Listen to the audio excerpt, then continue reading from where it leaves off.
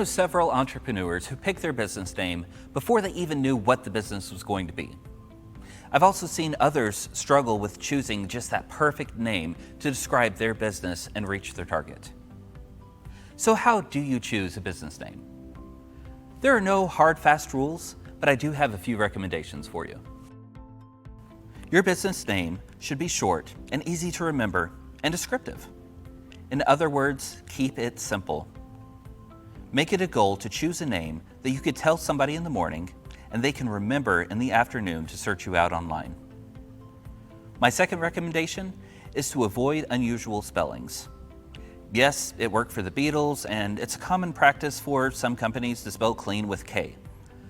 But if your goal is for someone to be able to go home and search for your business, unusual spellings make that difficult.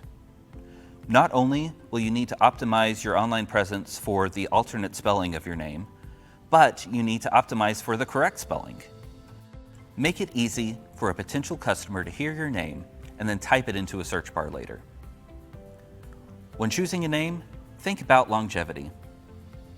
You want to avoid the potential limitations like tying your name to a specific location.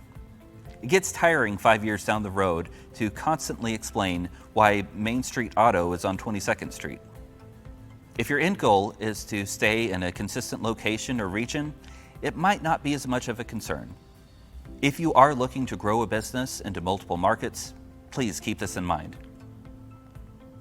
Before you decide on a name, make sure it is available. Search for other registrations with your name or similar names on the Secretary of State and the U.S. Patent and Trademark Office. I also recommend checking on the availability of a URL for your company website. If another company is using the same name or a similar name, stop and think through potential problems this could cause. It might be difficult to come up with a name that meets all these criteria. Remember, these are just recommendations, not hard, fast rules. After you've chosen a name, what do you do with it? Unless you are a sole proprietor working under your given name, you will need to register the name with the Secretary of State. You can pay $7 to file a fictitious name or DBA. This allows you to legally accept payments under a different name. Filing a DBA does not set up a legal entity and does not prevent others from using the same name. This only allows you to legally conduct business under the name. If you have chosen a name but are not ready to form the company, you can file an application to reserve the name for 60 days for $25. During this time, no one else can register a business with the same name of the same type. This reservation can apply to corporations, limited liability companies, and limited partnerships. The reservation can be extended up to 180 days. Depending on your long-term goals, you might want to register your trademark or service mark. You can register for protection in the state of Missouri through the Secretary of State, or you can register for national protection through the U.S. Patent and Trademark Office.